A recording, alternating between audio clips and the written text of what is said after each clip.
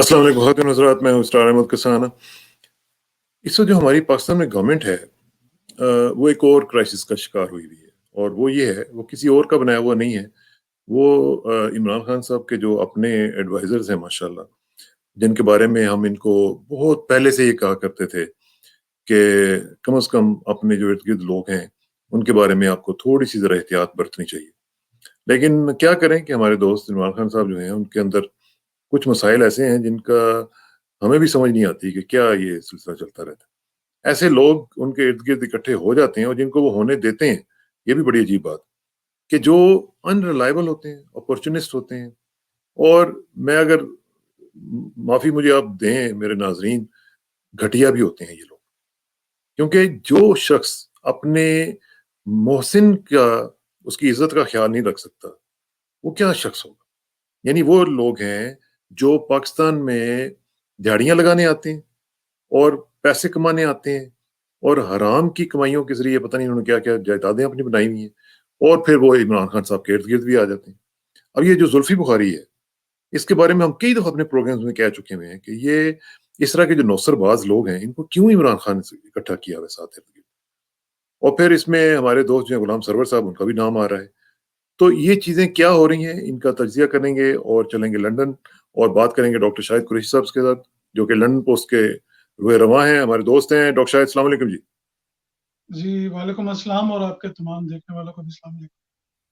Doctor Shahid, ये ring road का scandal जो है, ये क्या इसमें मुझे समझ नहीं आ रही कि ये पिछली हुकूमत ने शुरू किया था और फिर इसका देखा कि हमने उसका जो लेंथ है वो बढ़ती चली गई। यानी ये इतने करप्ट लोग हैं, ये अपने ज़ाती मफ़ाद के लिए ये मुल्क का अरबों रुपया जो उसमें वो भाड़ में चला जाए, दे डोंट इवन केयर।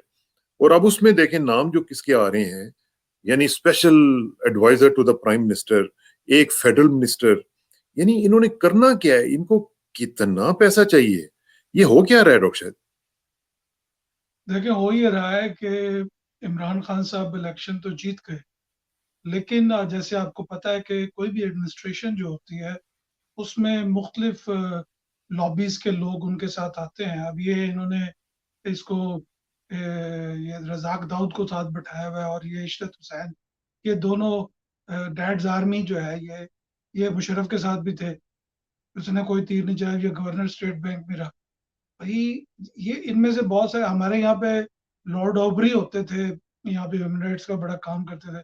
तो मेरी उनसे कभी बात होती तो मैं उनको कहता था कि मैं आपको ईमेल भेज दूं, कहता नहीं नहीं नहीं, मुझे तुम खत भेजो, लेटर लिख के पोस्ट करो। तो ये उन उन उस बैच के लोग हैं ये, और ये करप्ट लोग हैं। अगर ये मेरे प्रोफेसर थे गवर्नमेंट कॉलेज में, प्रोफेसर शाहिद हुसैन साहब, एक दिन हम वॉक कर रहे थे जीसी में, तो मुझे उन्होंने बुला लिया, कहने लगे मेरे से कहने लगे, कुरैशी साहब ये क्या हो रहा है, शहर मुल्क के अंदर क्या हो रहा है। मैंने कहा सर, मैं तो अभी स्टूडेंट हूँ, मैं तो अपने घर से पैसे लेता हूँ अभी, ये जितना गंद पड़ा है ये तो आपकी जनरेशन के गुस्ताखी माफ उन लोगों ने डाला हुआ है। हमें तो अभी हम तो अभी किसी पोजीशन में पहुंचे नहीं है। तो इस वक्त जितना गंद पड़ा हुआ है, वो ये इशरत हुसैन की जनरेशन वालों ने डाला हुआ है, ये हमने नहीं डाला। हम तो उस पोजीशन में नहीं थे। तो ऐसे लोगों को जो पहले ही इतना डैमेजिंग इनका रोल रहा हो, उनको दोबारा से लाके बिठा देना, ये कोई अकलमंदी का काम है। मेरी गुजारिश ये है कि जो हमारे फौज के या थिंक टैंक्स हैं या जो सो कॉल्ड एस्टेब्लिशमेंट जो है, उनको ये चाहिए कि इमरान खान को अल्टरनेटिव दोस्त दे, अल्टरनेटिव फ्रेंड्स दें उनको। यानी इमरान खान को ऐसे लोग उनके इर्द गिर्द होने चाहिए जो उसको एडवाइस कर सकें। He shouldn't feel alone, he shouldn't feel lonely, कि उनको जो दोस्त हैं इर्द गिर्द, वो जो पहले नाइट क्लबों वाली जो गैंग थी वो खत्म हो गया, बन्नी गाला वाला टाइम खत्म हो गया। अब सीरियस बिजनेस है। तो इनके इर्द गिर्द भी जो आफ्टर टी वाली टॉक भी हो, तो वो भी ऐसी टॉक हो जिसमें कोई स्ट्रेटेजी समझा रहा हो। अब इमरान खान के दिमाग में जहाँ सुई फंस जाती है, टूरिज्म पे उसकी सुई फंसी हुई है, जैतून पे उसकी सुई फंसी हुई है। मतलब एक चीज को बार बार रिपीट करना, और ये जो बुजदार उसने लाके बिठाया है। अब वो पीरनी अपनी जो बेगम है, मेरी बड़ी काबिल एहतराम है, उनके अगर उन्होंने बता दिया है कि जो नाम एन से शुरू होता हो तो वो उसने रखना है उसको ला के, तो एन से ऐनक भी होती है तो वो ऐनक लगाएं और फिर बंदे को पोस्ट करें वहां पे, क्योंकि 12 करोड़ का नहीं सूबा। लेकिन मुझे एक बताएं ना डॉक्टर साहब, 2 आयन क्या करनी है? एक आयन काफी नहीं थी इमरान खान वाली? एक आयन काफी थी? यानी वो जिस देखिए तरह उनके आयन का पास मतलब आंख भी होता है ना, उस्मान तो 2 डार भी आंखें उनके जरूर पास करनी, है। एक आंख काफी थी, दूसरी आयन वहां पे उनके अपने पास पास ही रखती हैं। उस्मान मैं जो गुजारिश कर रहा हूँ ना ये है कि हमारी जो एस्टेब्लिशमेंट के जो लोग हैं, जो एक मेंटरिंग और एक कोचिंग का जो इश्यू होता है ना, वो एक होती है सबलिमिनल कंडीशनिंग, कि आप किसी को बगैर बताए भी आप किसी को मशवरा दे सकते हैं। और मैं देखता हूँ बहुत दफा हम आर्टिकल लिखते हैं और हमें उसकी एको आती है मुख्तलिफ सेक्टर से, तो हमें हमें पता चल जाता है कि हमारा जो मैसेज है वो मुतलका जगह पे पहुंच गया है। जब वो कोई हमें कोई तब्दीली नजर आती है, कोई पॉलिसी चेंज नजर आती है, तो हम उस पर ढोलने भी जाते खड़े होकर के जी ये हमने हमारी वजह से हुआ। हाँ, हमारा मकसद होता है कि काम हो जाए। काम हो जाए। This is what we want. तो इमरान खान साहब जो है मतलब जब मुझे मुझे मेरे एक दोस्त ने, बड़े आपके भी वो दोस्त थे, उन्होंने मुझे कहा कि यार इसको सपोर्ट करो इमरान खान उस वक्त प्राइम मिनिस्टर नहीं था, 12-15 साल पुरानी बात कर रहा हूँ। तो हाँ, मैं इमरान खान से खुद जाके मिला और फिर उस वक्त मेरे इनके साथ एक रिश्ता बना। और फिर मैंने बहुत सारी चीजें, मतलब वो मैं उसका जिक्र नहीं करना चाहता, बट ही हाँ, was very kind to me and I am already very. और यही मियां नवाज शरीफ साहब के साथ भी ऐसे ही था और शहबाज शरीफ साहब के साथ भी ऐसे था। मियां शहबाज शरीफ साहब जब दर्जे में होते थे तो इनको ना एक ईमेल एड्रेस बनाया था मोहम्मद खान, उसके नाम से ये कॉलम लिखते थे नए वक्त में। तो मेरा इनके साथ उस वक्त भी रहा था, हमारी ईमेल्स एक्सचेंज होती थी। मैं पहली दफा आपके साथ शेयर कर रहा हूँ ये बात। मतलब कहने का ये है कि इनको, जो पॉलिटिशियंस होते हैं, इनके साथ मुस्तकिल तौर पे ऐसे लोग होने चाहिए। अब मरियम नवाज का बेड़ा गर्क कराने में परवेज रशीद का आइडियलिज्म आया हुआ है। वो परवेज रशीद पता नहीं क्या स्टॉलन ढूंढ रहा है उसमें, या क्या उसमें कोई पुतन उसमें से निकालना चाहता है, या वो मार्गरेट थेचर बनाना चाहता है मरियम नवाज को। उसने पूरे का पूरा नवाज शरीफ का सारा गलत मशवरे दे दे के, एक आदमी जिसमें कैपेसिटी ही नहीं है। हाँ, नवाज शरीफ कभी हिटलर या स्टॉलन या कोई चर्चिल नहीं बन सकता, क्योंकि उसमें उतनी कैपेसिटी नहीं है। It's a hard disk issue, it's not a हाँ, लेकिन सॉफ्टवेयर वो प्रॉब्लम। हमारे दोस्त जो नजम सेठी साहब है उनको कौन समझाए, या उस तरह की जो समाज के दूसरे लोग हैं उनको कौन समझाए कि इसमें से ये नॉन एसी गाड़ी है, इसमें से ठंडी हवाएं की जो आपको उम्मीद है कि वहां से स्टालिनग्राड से या वहां से निकलेंगी, वो नहीं हो सकता। इनका खमीर ही नहीं वहां से उठा हुआ। देखे जो आपने मतलब जब निजाम सेठी साहब की बात की तो वो भी उन्होंने अपनी दिहाड़ियां लगाई हैं, जो हमें रिपोर्टें मिलती रहती हैं, जो कुछ वो करते रहे हैं। इसी वजह से 35 पंक्चर का भी उन पर इल्जाम लगा जब उन्होंने, मियां साहब ने उनको चीफ मिनिस्टर बुरी हुकूमत में बनाया। मकसद कहने का ये है कि जो हमें लेफ्ट भी जो मिला ना, या जो हमें इंटेलेक्चुअल्स भी मिले, वो भी जैली इंटेलेक्चुअल्स मिले। हाँ, यानी जो सोशलिस्ट भी मिले वो भी जैली सोशलिस्ट मिले, वो भी कोई ओरिजिनल सोशलिस्ट नहीं थे। हाँ, वो भी मतलब कोई आइडियोलॉग्स वो नहीं थे। वो ऐसे लोग थे, वो जो सोवियत यूनियन टूटा तो वो फौरी जंप लगा के वो वॉशिंगटन, अमेरिका की गोद में जा बैठ गए वॉशिंगटन जी, सबके सब। डॉलर्स। बल्कि वो तो चेक भी नहीं लेते थे, वो तो कैश लेते थे। वो कहते हैं नो हाँ, चेक्स, और कैश सारों ओनली। ने अपनी अपनी और एनजीओ बना के पैसे उधर से लेने शुरू कर दिए। जी, तो अब ये जो शहबाज शरीफ, और अब इन्होंने, मियां शहबाज शरीफ ने नवाज शरीफ जब चीफ मिनिस्टर बना पहली दफा, तो इन्होंने जजेस को प्लाट दिए, 10 जज ऐसे थे जिनको इन्होंने प्लाट दिए। फिर इन्होंने जर्नलिस्टों को प्लाट दिए, वो मैंने जर्नलिस्टों को इन्होंने कैश पैसे दिए। आज मैं, एक जर्नलिस्ट है फयाज राज साहब, वो बता रहे थे अपने प्रोग्राम के अंदर कि उसमें हमारे दोस्त इफ्तिखार अहमद ने भी 1.5 लाख रुपए लिया है। आपके दोस्त वो रजा जो द न्यूज में थे शायद, वो भी, उन्होंने भी कोई 1.5-2 लाख रुपए लिए। मतलब इतनी, वो ये समझते हैं कि जैसे नवाज शरीफ अपनी जेब से पैसे दे रहा है, वो सरकारी पैसे दे रहा था, उसका वो गजट के अंदर वो नोट होता है, वो गजट ऑफ पाकिस्तान के अंदर वो रिकॉर्ड में था वो सारा। नवाज शरीफ अपनी जेब से थोड़ी देर, नवाज शरीफ तो अपनी जेब से कभी किसी चीज का ताला नहीं लगवाया। तो खैर हाँ, अब वो जो जज उन्होंने जिस तरह करप्ट किए हैं, अब जो आपका जो करंट केस है, जो मियां नवाज शरीफ, शहबाज शरीफ साहब ने जो ग्रेट एस्केप, जो वर्ल्ड war 2 में अच्छा, उसकी आपको तरफ मैं याद आता होगी हूँ, उसकी तरफ मैं आता हूँ, लेकिन थोड़ा सा मुझे ये बताएं डॉक्टर साहब, शहबाज शरीफ की तरफ मैं आता हूँ क्योंकि ये भी इंपॉर्टेंट है। ये जो जुल्फी बुखारी जैसा जैसे लोग हैं, मुझे एक बात बताएं, अभी आपने मशवरा दिया कि जी उनको दोस्त भी को अच्छे देने चाहिए ताकि वो उनको थोड़ा सा जरा रिलीफ भी मिले इमरान खान को। लेकिन अब मेरा ख्याल है कि देखें, बहुत सारी क्वालिटीज हैं इमरान की, आप भी जानते हैं, मैं भी जानता हूँ, लेकिन ये जो चीजें हैं ना उनके अंदर, ये चीजें उनको डैमेज कर रही हैं और बड़े बुरे तरीके से डैमेज कर रही हैं। ये जो इस तरह के लोग इर्द गिर्द इकट्ठे किए हुए हैं, जिनका ना कोई पॉलिटिकल कोई लेवल पे कोई इनकी कंट्रीब्यूशन है, ये नौसरबाज हैं, ये दिहाड़ीबाज हैं, ये आते हैं बाहर से। जो बंदा पैदा वहां पे हुआ है, उसके वाले साहब, मैं क्या कहूँ, सारे के सारे अरबों रुपए के जो ये लोग इन्वॉल्व थे। देखे, मैं मिसाल दूंगा, जब जॉन एफ कैनेडी जो थे ना, उनका अफेयर था मार्लन मनरो के साथ, तो जो एफबीआई का जो डायरेक्टर था, वो जॉन कैनेडी के, एफ कैनेडी के छोटे भाई से मिला। उसने आके उसको कहा कि मिस्टर जो प्रेसिडेंट है, हम नहीं चाहते कि वो मार्लन मनरो से जो है वो किसी के साथ अपने ताल्लुकात रखे, हालांकि वो उनका बॉस था। तो उसने कहा कि इस औरत के ताल्लुकात माफिया के साथ है, यानी मार्लन मनरो के ताल्लुकात माफिया के साथ है। उन्होंने कहा कि अगर प्रेसिडेंट को कोई खातून की जरूरत है तो we can bring in the most beautiful woman if he wish so. हालांकि John F Kennedy was married at the time.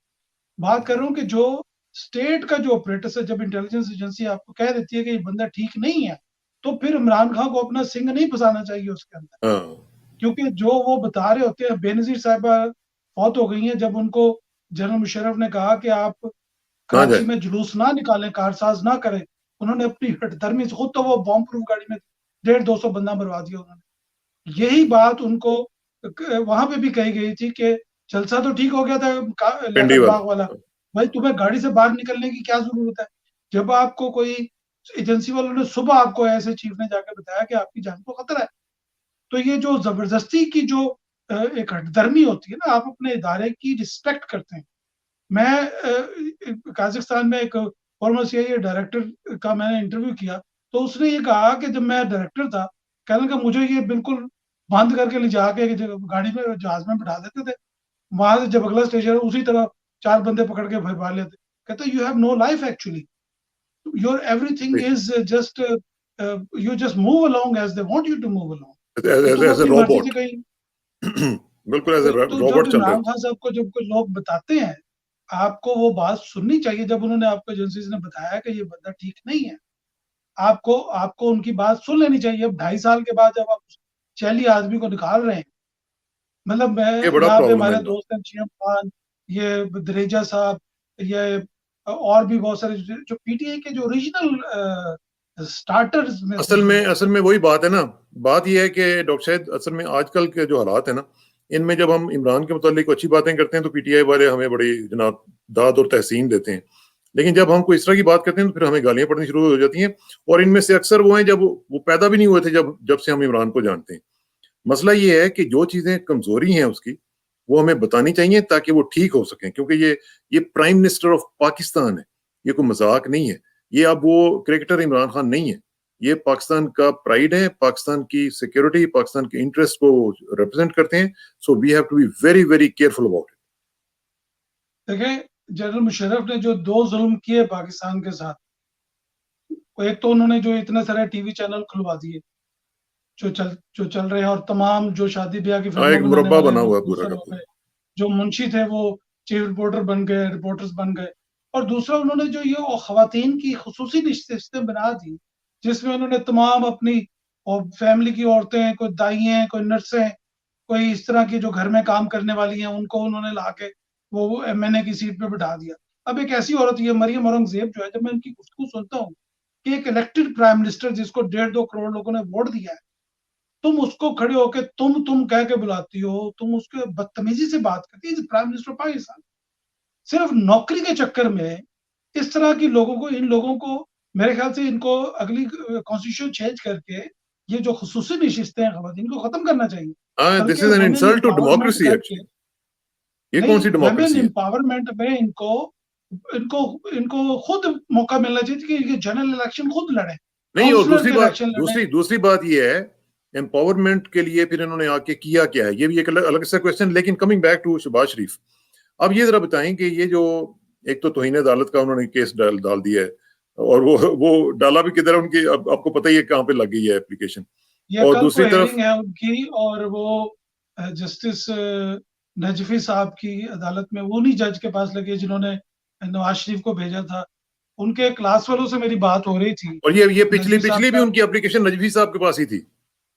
जी, नवाज शरीफ को भी नजफी साहब ने भेजा था पाकिस्तान। तो नजवी साहब का एक क्लास फेलो मेरा भी जानने वाला है, उससे हमारे दोस्त मल्लेदार हैं, तो उनसे वो मुझे बता रहे थे कि नजवी साहब को बैकग्राउंड बता रहा था, तो वो जो मैं ज़ाहिर है इस पे तो नहीं बताता, लेकिन उनको थोड़ी सी कोई शर्म या करनी चाहिए कि वो जिस तरह एक डॉक्टर होता है, एक नाई होता है, लोगों ने फैमिली नाई रखा होता है, एक दर्जी रखा होता है, तो उन्होंने अब हाई कोर्ट का एक जज भी साथ में रख लिया कि जो फैमिली मुस्तकिल जज उनके बन लिए गया। फैसले लिख के नहीं जा रहा है, उस एक ही दिन में सुबह वो दरखास्त देते हैं, शाम 5 बजे उसका फैसला हो जाता है। कमाल हो गया। और वो ये तवक्को करते हैं कि वो इदारा यानी FIA जो इस केस में जिसको बुलाया ही नहीं गया, वो आपके फैसले के ऊपर जो है वो जिसको आपने पार्टी ही नहीं बनाया, तो आप उसके ऊपर तौहीन अदालत कैसे लगा सकते हैं जी? तो जज साहब से जो सवाल हुआ वो यही सवाल हुआ कि जिसको जब आपने FIA को बुलाया ही नहीं कि भाई ये तुमने क्या केस किया हुआ है, क्यों इसको बंद किया हुआ है, तो वो जज साहब को ये सोचना। दूसरी चीज ये है कि जो ट्रायल कोर्ट है, जज साहब ये शहबाज शरीफ ने अपनी ट्रायल कोर्ट से तो इजाजत ही नहीं ली कि मैं जा रहा हूँ बाहर, मेरी जगह पे मेरा ये नुमाइंदा होगा। जिस तरह उन्होंने अपनी बीवी, जिसको उन्होंने पागल करार दे के मेंटल सर्टिफिकेट जमा करा दिया कि जी ये तो कैपेसिटी नहीं है, लंदन में ही है, वो काबिल एहतराम है हमारे लिए, तो वो उसके लिए उन्होंने एक वकील मुकर्रर कर दिया। अब वो 3 जज जिनकी ट्रांसफर की थी लाहौर हाई कोर्ट ने 2 अप्रैल को, उन तीनों अदालतों के जजेस की अभी तक अपॉइंटमेंट नहीं हो सकी। यानी आज जो थी वो राना सनाउल्लाह के खिलाफ जो ड्रग्स का केस है, उसकी वो जो चार्ज होना था, उन्होंने चार्जशीट करना था, वो जज ना होने की वजह से वो चार्जशीट नहीं हो सका। यानी 1.5 साल हो गया है आज उसके राना सनाउल्लाह के खिलाफ वो केस है, लेकिन वो अभी तक जो है वो जज ही नहीं है। तो 2 महीने हो गए चीफ जस्टिस ने यानी चीफ जस्टिस साहब फौज के ऊपर तो इतना एकदम उन्होंने किया, लेकिन अपने इदारे में जो उनकी अपनी परफॉर्मेंस है, तो हम उसको क्या देखें? एक आम आदमी वैसे पाकिस्तान में वैसे सवाल डॉक्टर नहीं साहब, करता मैं है। सोच रहा हूँ आपकी ये चश्म कुशा गुफ्तगू सुन के मैं सोच रहा हूँ कि अगर पाकिस्तान में हमारे जो अदलिया का निज़ाम है और जो हमारी कोर्ट्स हैं सारी की सारी, और जो ऊपर से नीचे तक एक सिस्टम बना हुआ है, अगर इसको बंद कर दिया जाए तो क्या होगा? अगर इसको बंद कर दिया तो बड़ा अमन हो जाएगा। पहले भी मोहल्ले में पंचायतें नहीं होती थी पाकिस्तान में, इंडिया में। लोग पंचायत में बैठ के फैसला करते थे, जरगा बुलाते थे, उसमें फैसला हो जाता था। इन्होंने तो जो पाकिस्तान का जो कानून है वो तो मुजरिमों के साथ खड़ा हुआ है। आप पिछले 10 साल 12 साल का आप निकालें डेटा, तो तमाम का तमाम कानून, तमाम का तमाम सिस्टम जो है वो मुजरिमों एक को सपोर्ट कर रहा है। एक चीज जरा just just food for thought, और मैं अपने नाजरीन से भी गुजारिश करूंगा, मेरे बहन भाई जो हैं जो हमें देख रहे हैं, इसके ऊपर जरूर कमेंट किया करें, हमें बताया करें, हम आपकी जो कमेंट्स हैं उनसे गाइडेंस लेते हैं और बहुत ज्यादा अपने आप को दुरुस्त करते हैं उसकी बुनियाद के ऊपर। एक तो ये मुझे मशवरा दें डॉक्टर शायद आप भी और हमारे नाजरीन जो बड़े रिस्पेक्टेबल हैं उनसे भी, कि हर कंपनी अपनी एक बैलेंस शीट निकालती है, अपनी वो देखती है कि कितना खर्चा किया, कितना इनकम आई, क्या क्या किया, उसमें हमने रिजल्ट्स क्या लिए। 1-2 साल के बाद उसकी फिर ज़ाहिर है बोर्ड की मीटिंग होती है, वो देखते हैं कि उसके रिजल्ट्स कहाँ तक आए, क्या हमने चलना है इस आगे इसी रास्ते पे कि नहीं चलना। इसी तरह मेरा ख्याल है कि एक बैलेंस शीट हमारी कोर्ट्स की भी आनी चाहिए कि पिछले 70 सालों में इनके ऊपर खर्चा कितना हुआ और इन्होंने प्रोड्यूस क्या किया, इनके रिजल्ट्स क्या हैं। और अगर हम ये देखें कि ये रिजल्ट्स हमारे लिए काबिल कबूल नहीं है, तो जो हमारे CEO हैं हमारे कंट्री के, जो कि प्राइम मिनिस्टर हैं, तो उनको देखना चाहिए कि ये कंपनी जो है, जो हमारी अदलिया है, ये डिलीवर कर रही है कि नहीं कर रही, और अगर नहीं कर रही तो बंद कर देना चाहिए। जैसे डॉक्टर शायद कह रहे हैं कि कोई क़यामत नहीं आ जाएगी, लोगों को इंसाफ तो मिल नहीं रहा, तो फिर हमने ये सब कुछ जो टैक्स के ऊपर जो लोगों के पैसे हैं बेचारे गरीबों के, वो हम उनको वापस दें। जो हमने इनको प्रोटोकॉल देने के लिए मेरे मुंह से कुछ निकलने लगा था कि इतने इतने प्रोटोकॉल्स, इतनी इतनी गाड़ियां, झंडे, यानी मुझे मेरा दिल कहता है मैं झंडे इनके उतार के खींच लूं कि किस चक्कर में जिन इनको दिनों झंडे में दिए हमने। धरना हो रहा था, जिन दिनों में इमरान खान का धरना हो रहा था, तो उन दिनों में 20,000 के करीब पुलिस वाले इन्होंने इस्लामाबाद में बुलाए थे, पंजाब पुलिस के। तो जिन दिनों में पंजाब पुलिस इस्लामाबाद में तैनात थी, पूरे पंजाब में क्राइम रेट जो था वो 45% कम हो गया। हाँ, हाँ, सही बात। तो जो पुलिस के जो लोग हैं वो खुद जराइम में मुलविस हैं। इसी तरह अदालतें उनको प्रोटेक्ट करती हैं। वकील लैंड माफियाज के साथ मिले हुए नहीं, हैं, आपने वो जजेस देखा लैंड नहीं था माफिया के वो साथ। जो मोटरवे वाला वाकया हुआ था डॉक्टर साहब, आपको याद नहीं है? जो मोटरवे पे जो हमारी जी बहन के जी, साथ वहां पे इन्होंने मामला किया था, उसमें पुलिस इन्वॉल्व थी। बिल्कुल। तो ये जरा फूड फॉर थॉट मैं आपको दिए जा रहा हूँ डॉक्टर साहब, इस पे भी आपने जरा गौर करना है, इस पे थोड़ी सी रिसर्च भी करनी है, क्योंकि आप तो माशाल्लाह रिसर्च स्कॉलर हैं। तो इस पे जरा गौर करें कि हमारे मुल्क में जब एक चीज चल ही नहीं रही है तो why should we continue with it? सबसे बड़ा क्वेश्चन ये है कि एक चीज डिलीवर नहीं कर रही है। एक दरख्त है जो सायादार भी नहीं है, जो समरबार भी नहीं है, तो हमें फायदा क्या है उसका? उसको उखाड़ के बाहर फेंकना चाहिए और कोई और सिस्टम जो है वो लाना चाहिए ताकि लोगों के पैसों तो कम से कम बच सके ना। इंसाफ तो उनको जो मिल रहा है वो हम देख रहे हैं, लेकिन पैसा कम से कम उनका बच जाए। वही पैसा उठा के किसी जगह पे लोगों की खिदमत कर लें, उनका कुछ भला हो जाएगा। बहुत बहुत शुक्रिया डॉक्टर साहब, आपसे इंशाल्लाह रब्ता रहेगा। और आखिर में दुआ कि मेरी इज्जत के लिए काफी है कि मैं तेरा ही बंदा हूं, मेरे फख्र के लिए काफी है कि तू ही मेरा परवरदिगार है। तो बिल्कुल उसी तरह जिस तरह मैं चाहता हूँ मुझे भी उसी तरह बना दे जिस तरह तू चाहता है। स्पुरदम बतुमाए खेशरा तू दानी हिसाब कम बेशरा। मुझे इसरार किसाना को डॉक्टर शाहिद कुरैशी साहब से इजाजत दीजिए। जल्दी मुलाकात होगी इंशाल्लाह। अल्लाह हाफिज।